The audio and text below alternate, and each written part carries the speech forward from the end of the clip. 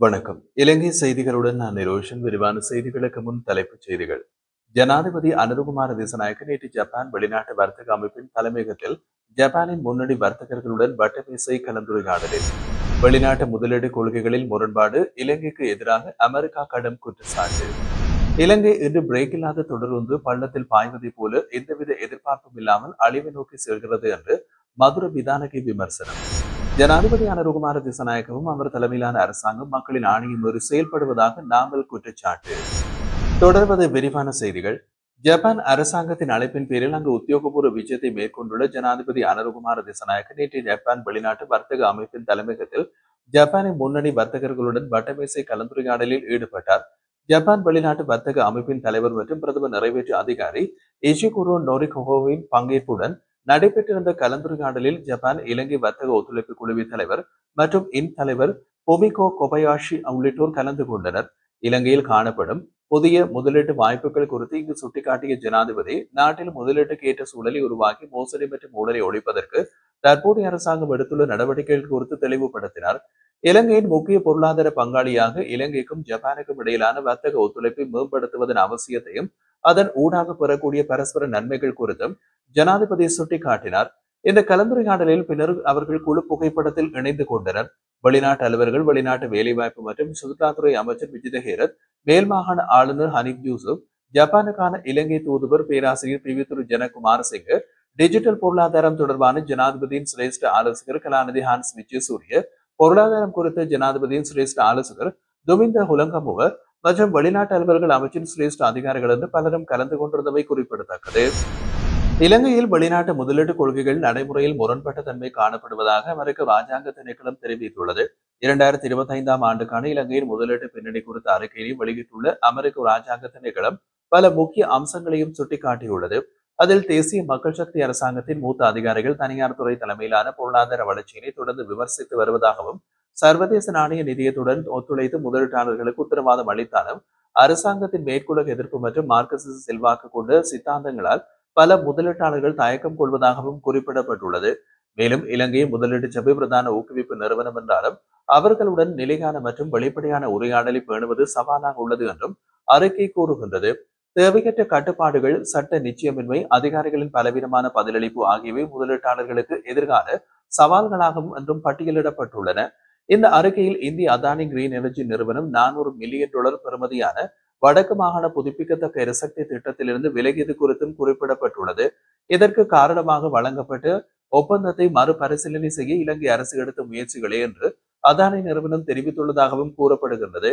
அதேவேளை ஊழலை கட்டுப்படுத்தவும் வெளிப்படைத்தன்மையை அதிகரிக்கவும் ஜனாதிபதி உறுதியளித்திருப்பதாகவும், புதிய நிர்வாகத்தின் கீழ் உயர்மட்ட அரசியல் கையூட்டு கோரிக்கைகள் குறைந்துள்ளதாகவும் அறிக்கை குறிப்பிட்டுள்ளது. எனினும் சில சலுகை பெற்ற குழுக்களால் பாதுகாக்கப்பட்ட துறைகளில் நிறுவன ரீதியான ஊழல் இன்னமும் நீடித்து வருவதாகவும் அமெரிக்க ராஜாங்க திணைக்களம் சுட்டிக்காட்டியுள்ளது.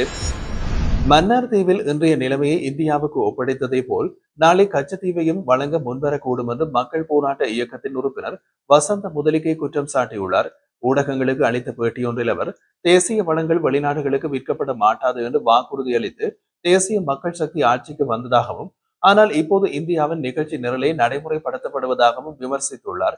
கடந்த ஏப்ரல் மாதத்தில் இந்தியாவுடன் 7 ஒப்பந்தங்கள் கையெழுத்தான போதும் அவற்றின் விவரங்களை அரசு மக்களிடம் இதுவரை வெளியிடவில்லை. அவர் மேலும் கூறிய போது, மன்னாரில் சுற்றுச்சூழல் பாதிப்புகளும் மனிதர்கள் மற்றும் விலங்குகளுக்கு தீவிர ஆபத்துகளும் உருவாக போகின்றன. இதை பற்றி ஆட்சியாளர்களுக்கு கவலை இல்லை.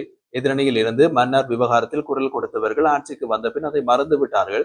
தற்போது மன்னார் மக்கள் வீதிகளில் போராட்டம் நடத்தும் நிலைமையில் அவர்கள் மீது தாக்குதலும் நடந்துள்ளது. இதேவேளை கச்சத்தீவு விவகாரம் மீண்டும் பேசுபொருளாகியுள்ளது. ஜனாதிபதி அண்மையில் கச்சத்தீவுக்கு சென்ற போது அதை இந்தியாவுக்கு வழங்க மாட்டோம் என்று கூறியிருந்தார்.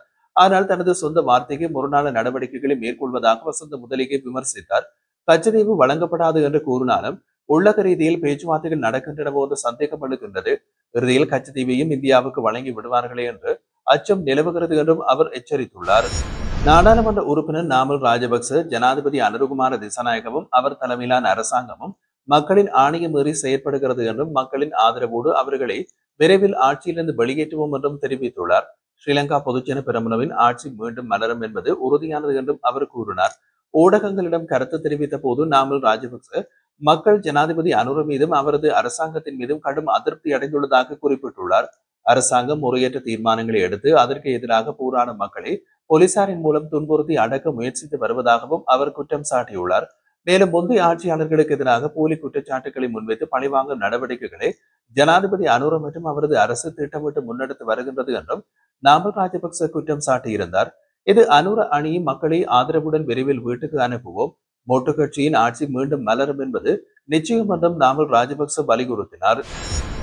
பிரதமர் ஹரணி அமரசூரிய மற்றும் அமைச்சர் சரோஜா சாவித்ரி போல்ராஜ் குடும்ப பிணைப்பு மற்றும் சமூக கட்டமைப்பை சீர்குலைக்கும் சதியில் ஈடுபட்டுள்ளதாக முன்னாள் நாடாளுமன்ற உறுப்பினர் விமல் வீரவன்ச குற்றம் சாட்டியுள்ளார். பத்ரமுலையில் உள்ள தேசிய சுதந்திர முன்னணியின் தலைமையகத்தில் நடைபெற்ற செய்தியாளர் சந்திப்பில் அவர் இதனை தெரிவித்திருந்தார். விமல் வீரவன்ச கூறுகையில், ஆசிரியர்கள் மற்றும் பெற்றோர் சிறுவர்களை தண்டிப்பதை தடை செய்யும் சட்டமூலத்தை பிரதமரும் அமைச்சரும் கொண்டுவர முயற்சி செய்கின்றார்கள். இதன் மூலம் ஒழுக்கமான நன்னடத்தை கொண்ட பிள்ளைகளை உருவாக்கும் சூழலை அளிப்பதே அவர்களது நோக்கம். இப்படியான சட்டம் பெற்றோர் பிள்ளைகள் பிணைப்பையும் மாணவர்கள் ஆசிரியர் உறவையும் சீர்குலைத்து உள ரீதியான பலவீனமான சமூகத்தை உருவாக்கும் அபாயம் உள்ளது. மேலும் 16 வயதிலேயே தவறான செயற்பாடுகளை அனுமதித்தல், ஓரினர் சேர்க்கையை பிரச்சாரம் செய்தல் ஆகியவை பிள்ளைகளை துர்நடத்தை மற்றும் மதுபோதை கிட்டுச் செல்லும். அமெரிக்கா உள்ளிட்ட மேற்கத்திய நாடுகளில் ஓரினர் சேர்க்கைக்கு எதிரான மனோபாவம் வளர்த்துக் கொண்டிருக்கும் நிலையிலேயே இலங்கையில் அதனை அரசு பிரபலப்படுத்த முயற்சிப்பதை ஏற்றுக்கொள்ள முடியாது. சிறுவர்களுக்கு உடல் ரீதியான தண்டனை அளித்தல் சட்டத்தின் கீழ் நடவடிக்கை எடுக்க முடியும். புதிய சட்டங்கள் தேவையில்லை. தேவையானால் ஒவ்வொரு பிரதேசத்திலும் சிறுவர் பிரச்சனைகளை தீர்க்க ஒம்புட்ஸ்மேன் நியமிக்கலாம். கல்வி முறை மனப்பாடம் மற்றும் ஒப்பிக்க முறைமையில் சிக்கியிருப்பதே பிள்ளைகள் மன அழுத்தத்திற்கு காரணம். அவர்களுக்கு நன்மை செய்ய விரும்பினால் கல்வி முறையில் மாற்றங்கள் செய்ய வேண்டும். சமூக கட்டமைப்பில் சீர்குலைக்கும் புதிய சட்டங்கள் கொண்டுவரக்கூடாது என்றார். முன்னாள் நாடாளுமன்ற உறுப்பினர் மதுர விதானகி இலங்கை இன்று பிரேக் இல்லாத தொடர்ந்து பள்ளத்தில் பாய்வதைப் போல எந்தவித எதிர்பார்ப்பும் இல்லாமல் அழிவை நோக்கி செல்கிறது என்று விமர்சித்துள்ளார். களத்துறையில் நடைபெற்ற சர்வஜன அதிகாரம் கட்சியின் கூட்டத்தில் உரையாற்றும் போது அவர் இந்த கருத்துக்களை வெளியிட்டிருந்தார்.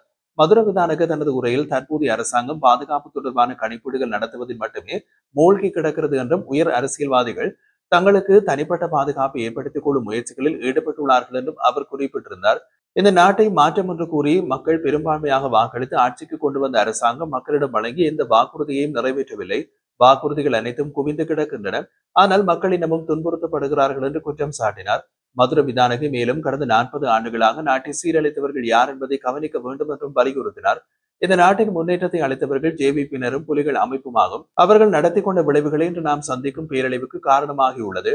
அவர் மேலும் கூறுகையில், மக்கள் மத்தியில் புதிய அரசியல் மாற்றத்திற்கான எதிர்பார்ப்பு இன்னமும் உயிர்ப்புடன் இருந்தாலும் தற்போதைய நிலையினை பார்க்கும் போது நாடு தன்னைத்தானே சீரழித்துக் கொள்கிறது என்பது தெளிவாகிறது என்றார்.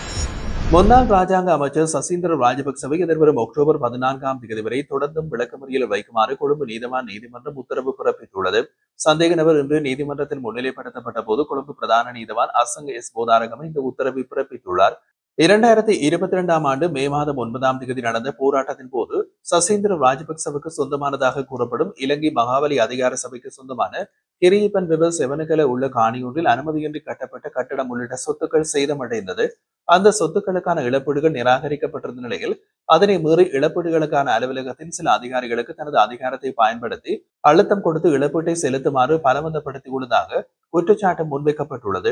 இதன்போது 88,50,000 ரூபாவை இழப்பீடாக பெற்றதனூடாக ஊழல் முறைகேடு தொடர்பாக பொது சொத்து சட்டத்தின் கீழ் குற்றம் செய்துள்ளதாக சந்தேகத்தின் பேரில் அவர் கைது செய்யப்பட்டமை குறிப்பிடத்தக்கது.